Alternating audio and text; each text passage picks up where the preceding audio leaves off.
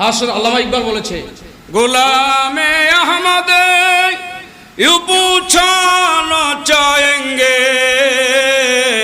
कि महाशर में भी होगा उनका नारा या रसूल अल्लाह। হাসরের ময়দানে গোলামে মুস্তাফার নারা হবে শুধু ইয়া রাসূল আল্লাহ। কি নারা হবে? নারায়ে রিসালাত বলতে বলতে নবীর কদমে পৌঁছে যাব।